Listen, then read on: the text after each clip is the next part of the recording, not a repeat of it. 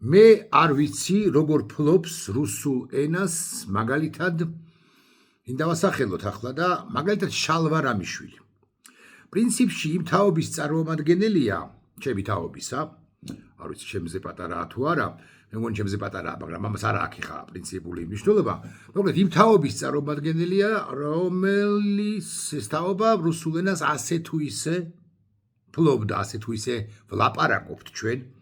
რუსულ ენაზე შალვა რამიშვილს რუსულადაც თუ თქვათ გულახდილები ვიქნებით, წაკითხული ექნება 4-5, შესაძლოა 15, 17, შესაძლოა 28, 30. მაგალითად დოსტოევსკი წაკითხული ექნება მაღალი ალბათობით რუსულ ენაზე, არა ქართულად. ინგლისური არ ვიცი იცის თუ არა, მგონი არა, მაგრამ რომ ციცოდეს ალბათ მაინც რუსულ ენაზე იქნება წაკითხული. აი, მაგდა ანიკაშვილი როგორ ფლობს, ის ჩვენზე უმცროსია, მაგრამ რატომღაც მგონია რომ მაგდა ანიკაშვილი რუსულს ვერ ფლობს. და რატომ ვლაპარაკობ ამ თემაზე? იმიტომ რომ რუსულას ვინც ფლობს შალვა რამიშვილს, შეუძლია დაუკავშირდეს მარგარიტა სიმონიანს და რუსულ ენაზე ჰკითხოს. А вы, уважаемая госпожа Симонян, что вы сделали? თქვენ ქალბატონო, პატივცემულო ქალბატონო სიმონიანო, რა გააკეთეთ? ქალბატონო მარგარიტა, რა გააკეთეთ? როდესაც Russia Today დაასანქცირეს და ეს რელევანტური, ადეკვატური კითხვა იქნება შალვა რამიშვილის მხრიდან, რამდენადაც Russia Today არის მედიის ის საშუალება რუსული, რომელიც დასანქცირებულია დასავლეთის მხრიდან თუ დასავლეთის მიერ და პოსტივი, რომლის ხელმძღვანელიც არის შალვა რამიშვილი, ან იმედი ტივი, რომლის ხელმძღვანელიც არ არის მაგდა ანიკაშვილი, ესენიც გაგიკვირდებათ დასანქცირებულები არიან, ეს ორი ქართულენოვანი, მაგრამ რუსული არხი. რა ბარათებს ფლობს, რა ბარათს ფლობს, ვიზა ბარათს რო ფლობს ან მასტერკარდს შალვა რამიშვილი, გიორგი, როგორია, ფუტკარაძე, ირაკლი ჩიხლაძე თუ ჩიხრაძე, ჩიხლაძე თუ არ ვცდები, მაგდანი, სხვები, ისინი ფლობენ რასაკვირველია ვიზა ბარათებს და ან მასტერკარდ ბარათებს, მაგალითად TBC-ის ვიზას, TBC-ის მიერ გაცემულ ვიზა ბარათს, ან TBC-ის თუ საქართველოს ბანკის მიერ გაცემულ ვიზა თუ მასტერკარდ ბარათს, ხომ ასეა. ყველაზე უარეს შემთხვევაში ისინი ფლობენ ლიბერთი ბანკის შესაძლო, არ გამოვრიცხა, რომ ლიბერთი ბანკის ბარათებს ფლობენ, ისიც ვიზას და მასტერკარდს. ამ ბარათებსაც იმის გამო, ანუ მათ ფლობელებს, იმის გამო, რომ ტელეკომპანია, იმედია ტელეკომპანია პოსტივი დასანქცირებულია, როგორც ეს ძალიან მნიშვნელოვანი პოინტია, ძალიან მნიშვნელოვანი ამბავია, როგორც რუსული პროპაგანდის გამავრცელებლები რუსეთის სამსახურში დგომები, ამ ბარათებსაც ისინი ან უკვე ახლავე, ან გარკვეული პერიოდის შემდეგ ვერ გამოიყენებენ. დიახ, ბრიტანეთმა მიიღო უსაინტერესოესი და უმნიშვნელოვანესი გადაწყვეტილება, მან დაასანქცირა ტელეკომპანია იმედი და დაასანქცირა ტელეკომპანია პოსტივი, რაც არ უნდა ყინჩად გრძნობდნენ თავს, წარმოაჩენდნენ თავს, წარმოიჩენდნენ საკუთარ თავს ხსენებული პირები ან სხვა პირები, რომლებიც მუშაობენ ამ პროპაგანდისტურ არხებზე, რაც არ უნდა გვაჩვენებდნენ, რომ მათთვის ეს პრობლემა არ არის, იმიტომ რომ აგე ბრიტანეთში არ იმგზავრებენ, არ გადაადგილდებიან, ან რა მქონება არ აქვთ ლონდონსა თუ მანჩესტერსა თუ ლივერპულში, მაინც ეს პრობლემა იქნება უკლებლივ ყველა თანამშრომლისათვის, რომელიც მუშაობს ამ არხებზე და რომელიღაც ეტაპზე ამ სამსახურების დატოვება მათ მოუნდებათ გარკვეული პერიოდის შემდეგ, როდესაც იმედსაც და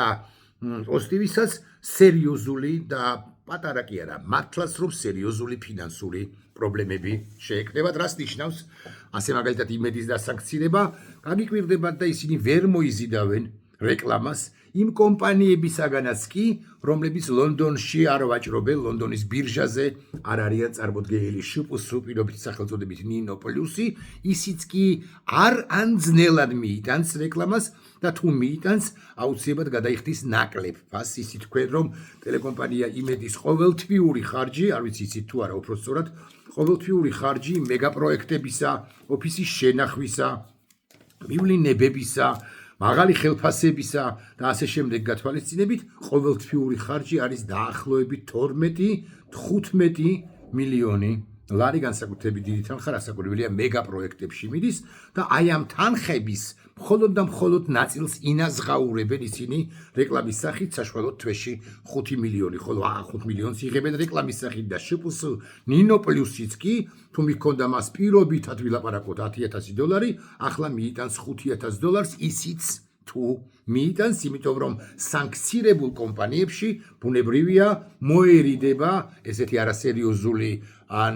ორკაციანი ინდმეწარბე თუ შეზღუდული პასუხისმგებლობის საზოგადოება ნინო პირობით სახელწოდებით ცხადია რეკლამის მიტანას აღარ ვლაპარაკობ სერიოზ საშუალო ან საშუალოზე მსხვილ და სერიოზულ კომპანიებზე ღვინის კომპანიები რომლებსაც რეკლამა მიჰქონდათ იმედზე თუ პოზიტივიზე განსაკუთრებით იმედზე მოერიდებიან თანხების მიტანას აღარ ვლაპარაკობ მათზე ვინც ლონდონის ბირჟაზეა წარმოდგენილი, ვინც საერთაშორისო ასპარეზზეა წარმოდგენილი, ესეთი კი მინიმუმ 2 გვყავს ჩვენ, იცით თქვენ, ეს არის TBC ბანკი, რომელსაც ეგრამაგის პასუხია, რატომ მიჰქონდა რეკლამა იმედზე საერთოდ გაუგებარია და ეს არის საქართველოს ბანკი, რომელსაც ასევე რატომ მიჰქონდა იმედზე რეკლამა საერთოდ გაუგებარია, ამით ისინი ადასტურებდნენ, რომ დამფრთხალები შეშინებულები იყვნენ და ერთგვარად იძულებულნი იყვნენ, რომ ეთამაშათ ბიძინა ივანიშვილის თამაში გაგიკვირდებათ და არა მხოლოდ ვიზა ბარათები თუ მასტერკარდ ბარათები TBC-ის და საქართველოს ბანკის მიერ გაცემულები ხაზს უსვამ შეეზღუდებათ წვდომა მათზე იმედის და პოზიტივის თანამშრომლებს, არამედ მაგალითად ლიბერთი ბანკის ან ბაზის ბანკის ან ფაშა ბანკის ან არ ვიცი კიდე სილკ ბანკის თუ ვისი ბარათებიც აქვთ, იმ ბარათებსაც კი, იმ ბარათის ფლობელებსაც კი იმის გამო რომ ბარათებში შეექმნება პრობლემა, ამ ბარათის ფლობელებს ნებისმიერ შემთხვევაში, ანუ იმედის და პოზიტივის ნებისმიერ რიგით თანამშრომელსაც კი, დარაჯსაც, ოპერატორსაც, დემონტაჟესაც, პროდიუსერსაც, რავისი ფლობელზე აღარ ვლაპარაკობ თუ დამფუძნებელზე თუ დირექტორზე თუ დეპარტამენტის ხელმძღვანელზე თუ ჟურნალისტზე, ყველას შეექმნება პრობლემები გარკვეული პერიოდის შემდეგ. ვერ დაასუბსიდირებს ბიძინა ივანიშვილი, იმიტომ რომ იცით თქვენ რომ 15 მილიონი კი იყო ყოველთვიური ხარჯი აკითხარით, მაგრამ სულ რაღაც 5 მილიონი მოჰქონდა ყოველთვიურად შემოდიოდა იმედში რეკლამის სახით და 10 მილიონი მოჰქონდა სხვა შემთხვევაში ირაკლი რუხაძეს, რომელიც ეგრამაგის პასუხია და თითქოს და ხაზგასმით ვამბობ ამას, თითქოს გაექცა პასუხისმგებლობას და ამ შემთხვევაში უნდა მოიტანოს გვარი კი არ ვიცი იმ ახალმა ფლობელმა და ბიძინა ივანიშვილის ფულია ეს ყველაფერი საბოლოო ჯამში პირდაპირ თუ ირიბად და იოლად ან საერთოდ ვერ დაასუბსიდირებს, ანუ ვერ აჩუქებს თუ ვერ ასესხებს ფულს ბიძინა ივანიშვილი, ან ის კომპანიები, რომლებიც იმედის ბიუჯეტის დაახლოებით ყოველთვიურად დაახლოებით 2/3-ს ავსებდნენ. ხარჯების უდიდეს ნაწილს ფარავდნენ. რეკლამა ხელფასებსაც კი არ ყოფნიდა, იცით თქვენ, ვერ გასცემენ ისინი ხელფასებს, ვერ გადარიცხავენ უცხოეთში თანხას ვერსად, მათ შორის სატელიტის მომსახურებისათვის, ლარში მომსახურებაც კი გაუჭირდებათ, ვერ გაბედავს ვერც ერთი საკუთარ თავს და საკუთარ რეპუტაციას პატივს სცემს, ის ბანკიც კი გაგიკვირდებათ და რუხაძე, რომელიც გაექცა და თანამშრომლებმა რასაკვირველია უნდა თქვან ან კითხონ მას, როგორც იქნება ისე, კი მაგრამ რატომ მიგვატოვე? იცოდი რომ დაგვასანქცირებდნენ, ხო ეს უნდა გკითხონ, რუხაძის ლიბერთი ბანკიც კი ვერ ანუ პატივს თუ სცემს საკუთარ თავს, ვერ გადაერთვება სხვა რომელიმე სისტემაზე, ანუ მასტერკარდზე და ვიზა კარდზე ვერ იტყვის, ბარათზე ვერ იტყვის უარს და შესაბამისად იმედის თანამშრომლებს დამფუძნებელს თუ დირექტორს, პროდიუსერს, ჟურნალისტს, არ ვიცი, ოპერატორს, დარაჯს, განყოფილების ხელმძღვანელს, სოციმედიის ხელმძღვანელს, კარდებს რომ აკეთებს იმ ვითომ დიზაინერს თუ ნამდვილ დიზაინერს, ისინი ბარათზე თანხას უკვე ვეღარ ან გარკვეული პერიოდის შემდეგ ვეღარ მიიღებენ. ეს არის უსერიოზული სიდარტყმა თითქოს იმედზე და პოზიტივიზე, პროპაგანდაზე, ანუ პროპაგანდაზე იმის გამო რომ ის რუსული პროპაგანდით იყო გავრცელებული დამოუკიდებელ საქართველოში და დარტყმა რასაკვირველია საქართველოს ბანდა ხელისუფლებაზე, დე-ფაქტო ხელისუფლებაზე. აქედან გამომდინარე მაგდა ანიკაშვილს ვურჩევ, აიღოს ტელეფონი და დაუკავშირდეს მე ვასწავლი, ან შალვარამიშვილს კითხოს, ან ვინმეს საკუთარივე არხიდან კითხოს და ამოიწეროს, როგორ უნდა კითხოს მარგარიტა სიმონიანს, что сделали тогда, когда западные страны, в том числе и Британия, ანუ თქვენ რაკეთით მაშინ, როდესაც ევროკავშირისაც დასავლეთის ქვეყნებმა, მათ შორის ბრიტანეთმა დაგასანქცირათ ეს გამოცდილება, გაგვიზიარეთ ქალბატონო მარგარიტა, ეს უნდა ჰკითხოს მაგდა მარგარიტას. მაგდა ანიკაშვილმა მარგარიტა სიმონიანს, მისი დამტრეულ რუსულს გაიგებს თუ არა მარგარიტა სიმონიანის სომეხი რუსი, უფრო ზუსტი რომ იყო რუსი, იდენტობით რასაკვირველია რუსი. სიმართლე გითხრათ არ ვიცი, აი შალვა რაბიშვილს კი მეტი შანსი აქვს.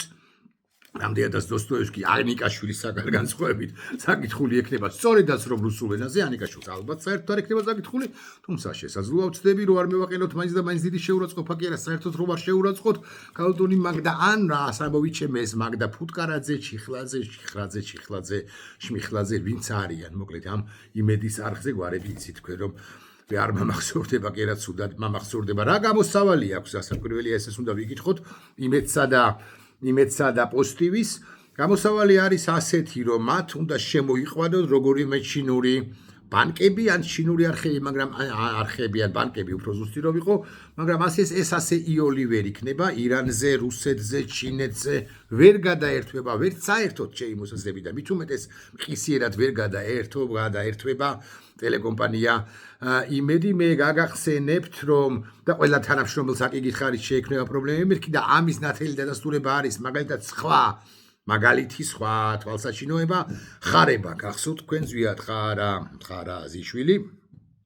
ის როცა დასანქცირდა მას დაცვის კომპანიაში ჰქონდა წილი ერთ-ერთ კერძო დაცვის კომპანიაში იბეთთან შედარებით არაფერი არ არის ის დაცვის კომპანია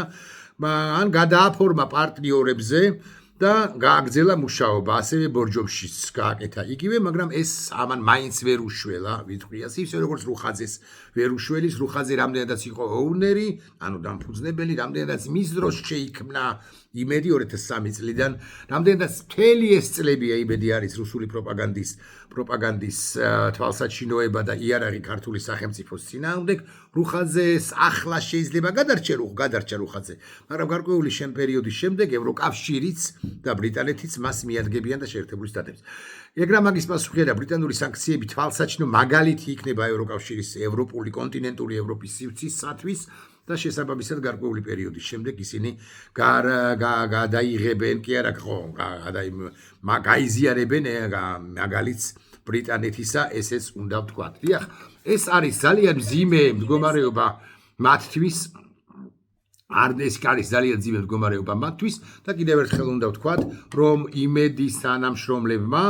ხო უნდა ჩაუკვეთონ კი არა უნდა ხო იმედის თანამშრომლებმა უნდა ინერვიულონ ახლა ამის შედეგად ალბათ გარკვეული პერიოდი მაინც მომძლავრდება შედარებით კიდევ ერთი პროპაგანდისტური არხი რუსთავი 2 უკვე შემდგომ საზოგადოებრივ მოუწყებელში მიეტენებიან იმედის თუ პოზიტივის თანამშრომლები ოღონდაც კი ხელფასი აიღონ ვიზა ბარაძე წინააღმდეგ შემთხვევაში ქეში უნდა აიღონ და ეს სხვათა შორის პრობლემა იქნება საშემოსავლოსაც კი ვერ გადაიხდის ალბათ მაინც გარკვეული პერიოდის შემდეგ შემოსავლების არ მქონე იმედი მოკლედ რუსთავი 2 ეხლა ცოტა გაძლიერდება, მაგრამ ისიც დროებით უკლებრივ ყველა თანამშრომელი ნებისმიერ დეპარტამენტში ნებისმიერი მიმართულების ნებისმიერი სპირიც კი რომელიც ეკრანზე არ ჩანს, ეცდება რომ გამოეცალოს ამ სახელისუფლო არხებს ესეც რომ ვიცოდეთ იმედმა ესეთი არაფერი გაგვივრცელებიაო, რასაც ბრიტანეთი გვაბრალებსო, საელჩოს მივმართეთო და ფაქტებს ვითხოვთო, ვერ მიიღებთ ფაქტებს ეს არის პოლიტიკური, მაგრამ სამართლებრივი არგუმენტებით გამყარებული გადაწყვეტილება ევროკავშირი და შუაშია სიმართლე გითხრათ არ ვიცი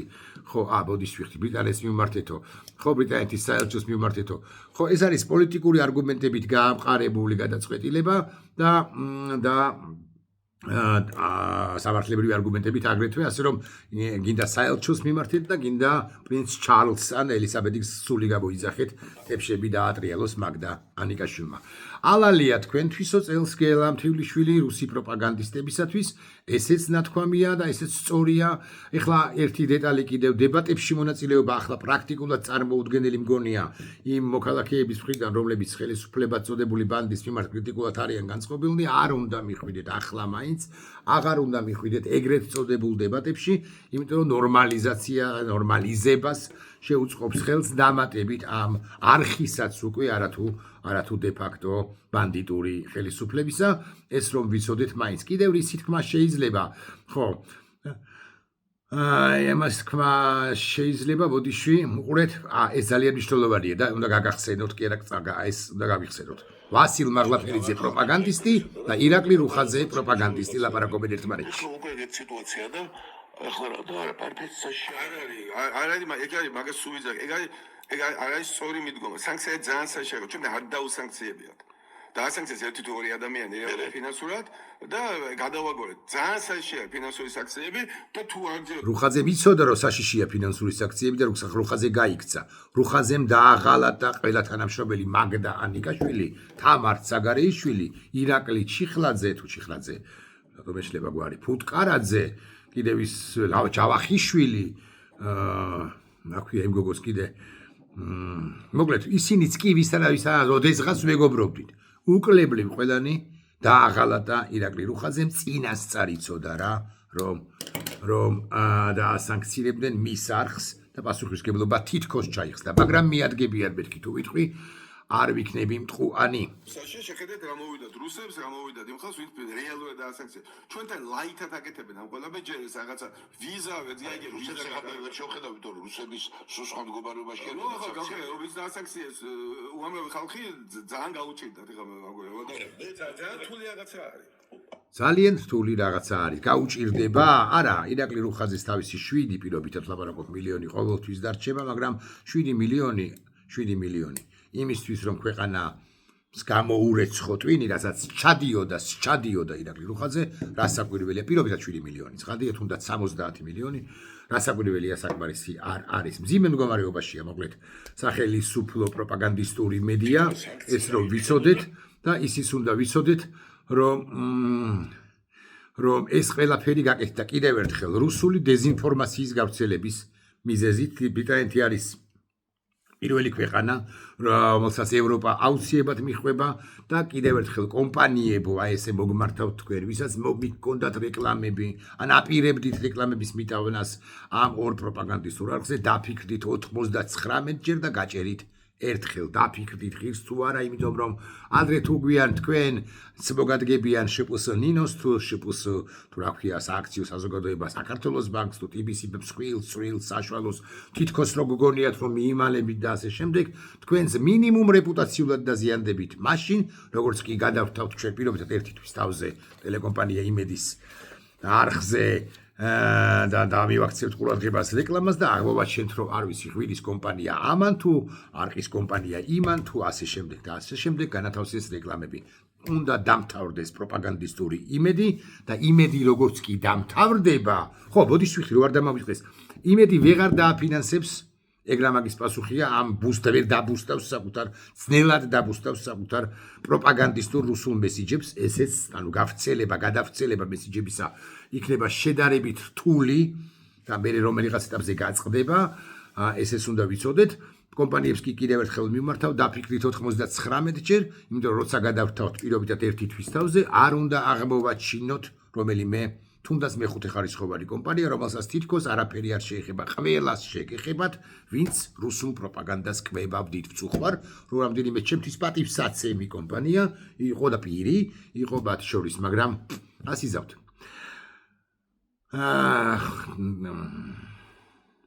ხო, კიდე რა ვთქვათ? კიდე რა ვთქვათ და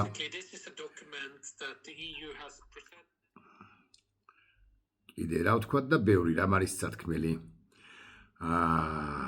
კიდევ იმედის განცხადება ბრიტანულ სანქციებს არავითარი ფასი არ აქვს. ეს აბოლეთ მაგდა ანიკაშვილი, რომელიც დაურეკავს ან არ დაურეკავს მარგარიტა სიმონიანს. სამართალი ურმით დადის, მართალია ძნელად, რთულად, ნელად დადის, მაგრამ სამართალი ურმით დადის. ნახვამდის.